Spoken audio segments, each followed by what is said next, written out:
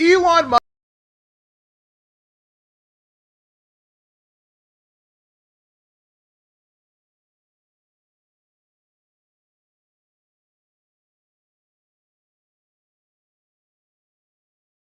says valuation of $20 trillion.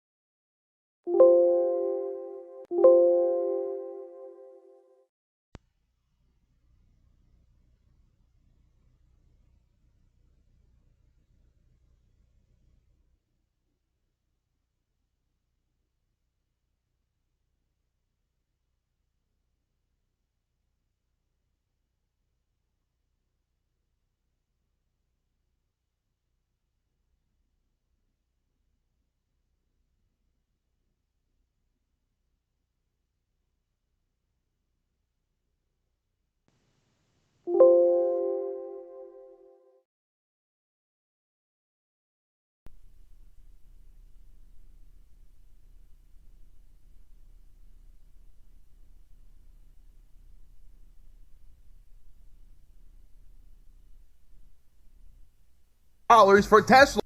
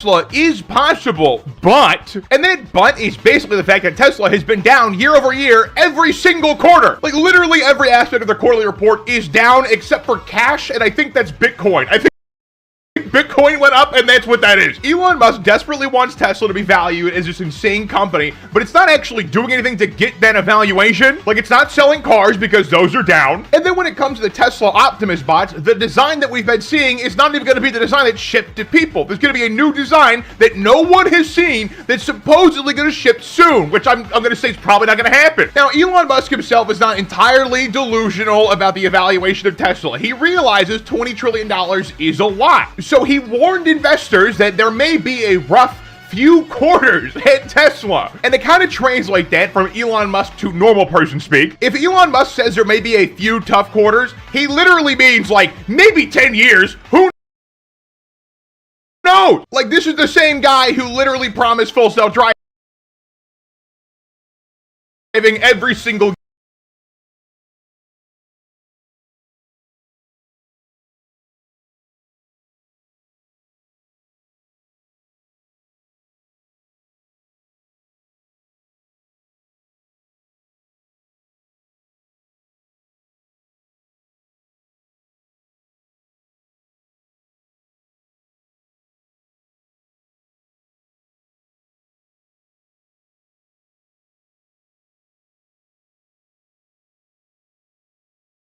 year since like 2016. I highly doubt when he says a few tough quarters, he actually means a few tough quarters. And to be honest with you, I can't think of a single point in time where Elon Musk has set a timeline and actually stuck to it. I'm pretty sure every single thing he has ever said has been delayed in infinity. Like the Tesla Cybertruck was supposed to release way earlier. The Tesla Roadster was also supposed to release way earlier. It's still not out. And the most egregious part of the Tesla Roadster being delayed so much is the fact that it took a 50 grand deposit to even order the car. So if you order this car when it was initially announced, you're out 50 grand and you still don't have a car.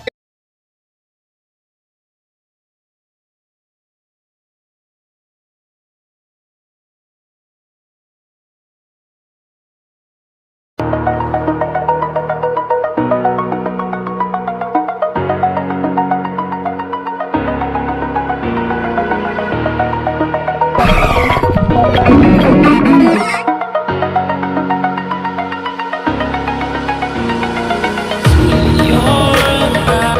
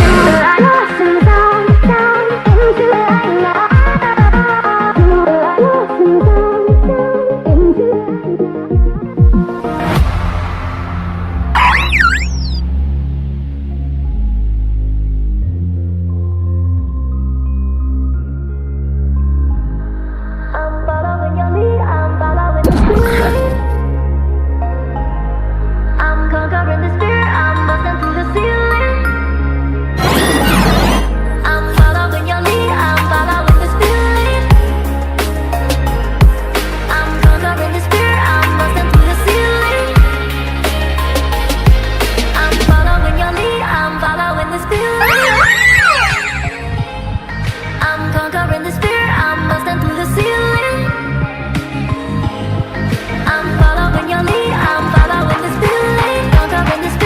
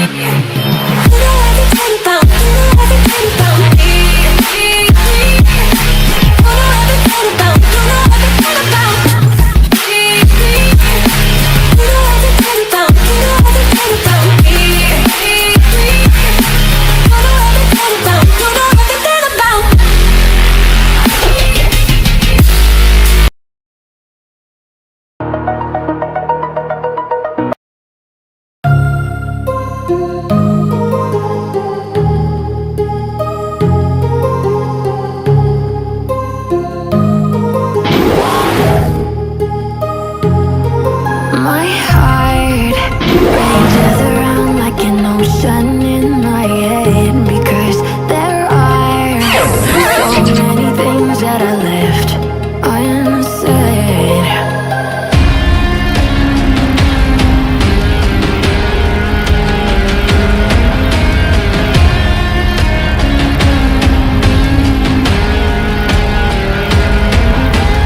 I can almost feel you walking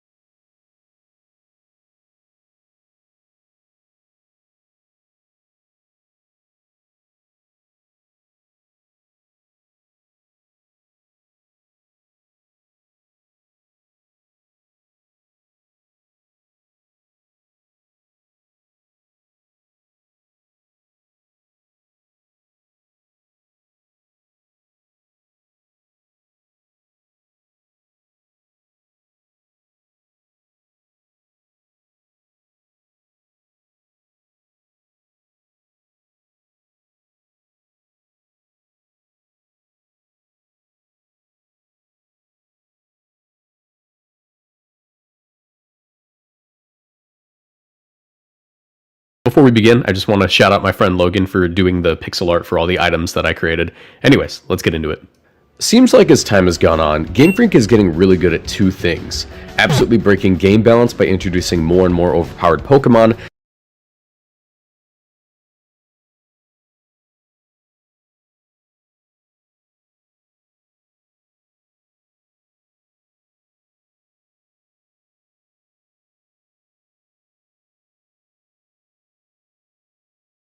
What's your message to those who try to convert Hindus, whether to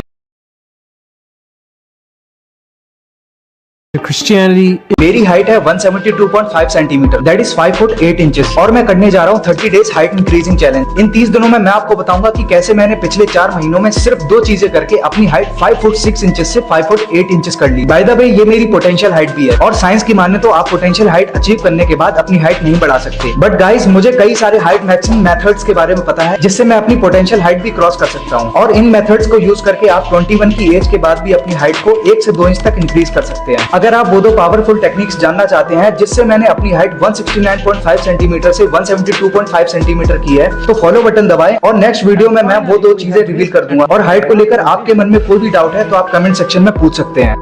मेरी height है 172.5 centimetre, that is 5 foot 8 inches और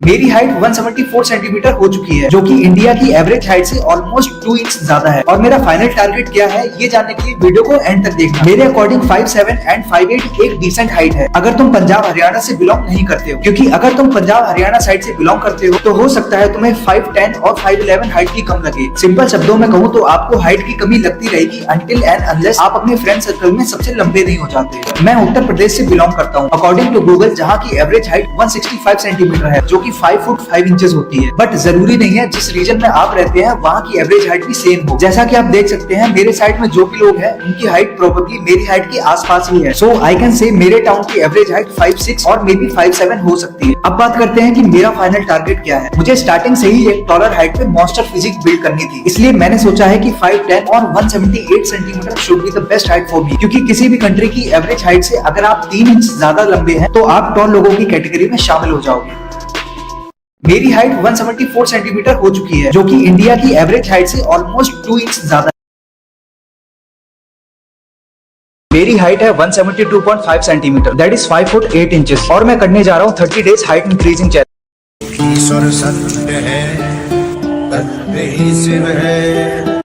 The 2026 Olympics have started early as House Republicans are competing for gold and ass kissing. There is a lot of glazing going on, so put your goggles on. Here's what the bills that they have proposed to do. Replace Ben Franklin with Donald Trump on the $100 bill, create a $250 bill with Trump on the bill, create a $500 bill with Trump on it, turn June 14th, his birthday, into a federal holiday and honor reserved only for George Washington, put Trump on Mount Rushmore, rename Washington Dulles International Airport to Donald J. Trump International Airport, rename the coastal waters of America to Donald John Trump Exclusive Economic Zone of the United States, rename the Washington, D.C. Metro to the Trump Train, and rename the Kennedy Center Opera House to First Lady Melania Trump Opera House. With some of these things having passed committee and others waiting for votes. But also, with that said, you know, when you look at the people who we put on money or name things after, generally speaking, they're people of great achievement who the American people actually like. And that, as Trump has consistently been ranked in the top 5 worst presidents in history, if not the worst, by presidential historians. With the American public also seemingly holding this view, with 41% of Americans calling him the worst in history in 2018 and 61% in 2022. And that is in 2025, new polls show Trump's approval rating to be around 37%, with 71% of independents believing that he sucks at his job. All of which is a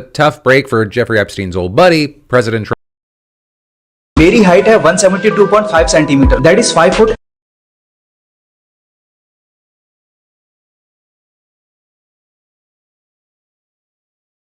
मैं क्या 4 मिली राइडा ते 2.5 मिली संदा ते 2 मिली ਦਾਰੂ ਤੇ ਬਾਕੀ ਬੱਜੇ ਜੋ ਰੰਨਾਂ ਤੇ ਥਾਣਿਆਂ ਦਾ ਸਾਬ ਰੱਜੇ ਪੁਲਸੀਏ ਲੱਖਾਂ ਚ ਨੋਟ ਪਵੇ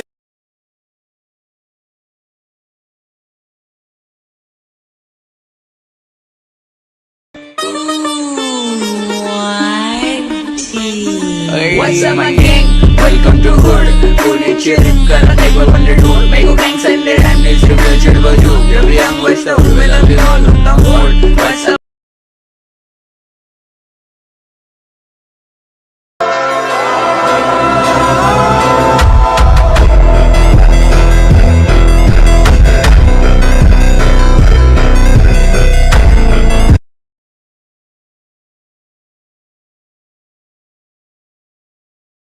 can you guess the height of these famous youtubers? Okay, try करते हैं।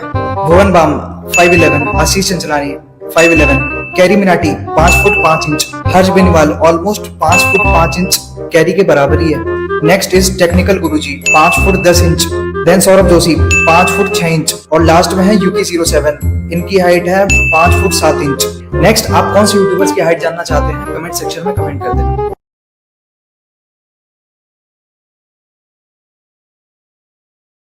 दुनिया में शायद ही कोई होगा जो रुस्तम अखमेतोव का फुल डे रूटीन फॉलो कर सकता है, क्योंकि वे अपनी हाइट इंक्रीज करने के लिए बहुत ही एक्सट्रीम लेवल पर डेली 6 से 7 घंटे वर्कआउट करते थे। उनका मानना था कि बॉडी जितनी लीन और फ्लेक्सिबल होगी, हाइट इंक्रीज करना उतना ही आसान हो जाएगा। इसलिए वे अपने दिन की शुरुआत आधा घंटा स्ट्रेचिंग के साथ करते थे, फिर वे लगभग 2 घंटे स्विमिंग करते थे, जिससे स्पाइन स्ट्रेच होने में काफी मदद मिलती है। वे अपने कोच के अंडर गाइडेंस 2 घंटे तक हाई जंप की प्रैक्टिस करते थे और लगभग 1 घंटे स्प्रिंटिंग और स्किपिंग जैसी हाई इंटेंसिटी इंटरवल ट्रेनिंग करते थे। उसके बाद रुस्तम 1 घंटे साइकिलिंग करते थे और साथ में half an hour high raise knee jogging भी करते थे। और ये सारा रूटीन एक दिन में कंप्लीट करने के बाद वे फिर से इंटेंस स्ट्रेचिंग करते थे। रुस्तम अखमेतोव को अच्छे से पता था कि अगर वे अपनी हाइट इंक्रीज करने में नाकाम रहे तो वे कभी ओलंपिक्स में पार्टिसिपेट नहीं कर पाएंगे, और उनके इसी कमिटमेंट ने 20 साल के बाद भी अपनी हाइट इंक्रीज करने पर मजबूर कर दिया। एंड डेडिकेशन और हार्डवर्क की वजह से उन्होंने 5 फुट 4 इंच से 6 फुट 2 इंच की हाइट अचीव कर ली। और अगर आप रुस्तम अखमेतोव की ई बुक पढ़ना चाहते हैं जिसमें उन्होंने अपनी हाइट इंक्रीजिंग के सारे सीक्रेट्स लिखे हुए हैं, तो कमेंट में टाइप करते PDF। मैं ई बुक अपने टेलीग्राम चैनल पर शेयर कर दूंगा, जिसकी लिंक मेरे इंस्टाग्राम के बायो में है।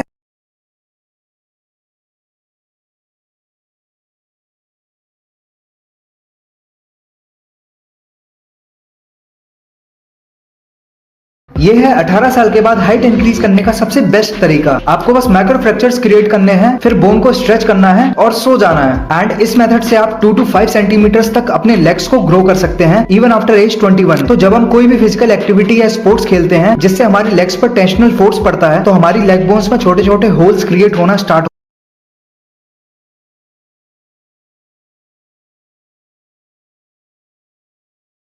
महज 15 साल की उम्र में डेविड रॉबिन्सन की हाइट थी 5 फुट 9 इंच, 18 साल में 6 फुट 7 इंच और 22 साल तक आते आते इनकी हाइट हो गई थी 7 फुट 1 इंच। ये NBA हिस्ट्री का सबसे क्रेजिएस्ट ग्रोथ स्पर्ट था। हालांकि हाइट ग्रोथ में जेनेटिक्स का बहुत बड़ा रोल होता है। इनफैक्ट डेविड रॉबिन्सन के पेरेंट्स की हाइट भी 5'9" और 6 फुट थी। बट एक बार सोच के देखो कि डेविड अपने फादर से 8 फुट से भी ज्यादा लंबे थे, और ये सेम ग्रोथ स्पर्ट अगर मैं या तुम एक्सपीरियंस करते हो तो हमारी हाइट भी 6 फुट 5 से 6 फुट 6 के करीब हो जाती। But the question is David Robinson 7 foot 1 inch के कैसे हो गए? सो जेनेटिक्स के अलावा भी 3 मेजर फैक्टर्स हैं। पहला गुड न्यूट्रिशन, दूसरा physical activity and training and तीसरा 8 to 9 आवर्स ऑफ स्लीप। और ये डाटा है उनकी 15 से लेकर 22 साल तक की हाइट ट्रांसफॉर्मेशन का।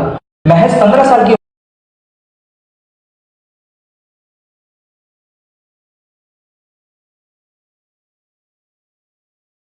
अगर तुम जाने अनजाने में ये 5 गलतियां कर रहे हो तो तुम कभी अपनी हाइट इंक्रीज नहीं कर पाओगे। Number 1, high sugar consumption. अगर तुम हर चीज में मीठा ढूंढते हो, चीनी मिला के खाने की आदत लग गई है, तो सावधान हो जाओ, क्योंकि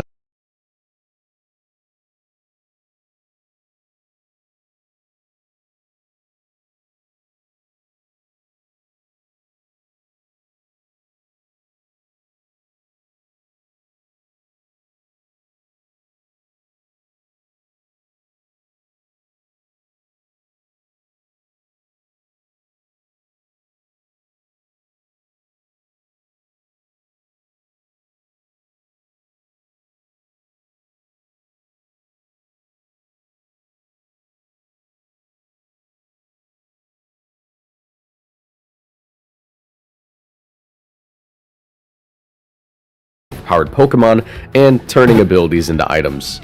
I mean, there's probably more, but I needed a solid intro to the video. I gave myself a solid 7 out of 10 there. Point is, in recent generations, Game Freak has been able to create items which emulate effects previously exclusive to a Pokemon's abilities.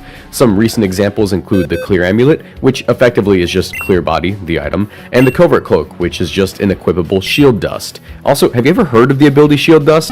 Probably not, because the only Pokemon that get it are the ones painting your car's windshield, but it's a pretty great ability which blocks all secondary effects of moves. So this got me thinking, what other abilities could be turned into items? I mean, you also know my theory crafting videos on balancing Pokemon. Gen 4 is coming soon, so I thought this would be a fun little exercise.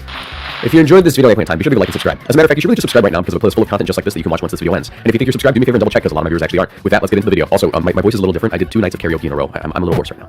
Okay, so before we can really get into the items that I created, I think it's important to lay a few ground rules for what I went with here. Items in Pokemon broadly can't do as much as abilities. For example, creating an item which has weather-setting effects of snow warning, drizzle, drought, or sandstorm would be frankly ridiculous. I couldn't see Game Freak implementing anything that powerful into the game as an item, as it would completely flip the game on its head just by existing. So I limited the items to having effects which are just affecting the user and the Pokemon which directly interact with the user. Just because when I theory craft, I like to keep things pretty realistic for game balance purposes. So let's begin with the Medkit. The Medkit functions as the item counterpart to the ability Hospitality. Hospitality is the signature ability of Sinistcha. Whenever Sinistcha switches into battle, its partner Pokemon is healed for 25% of its health.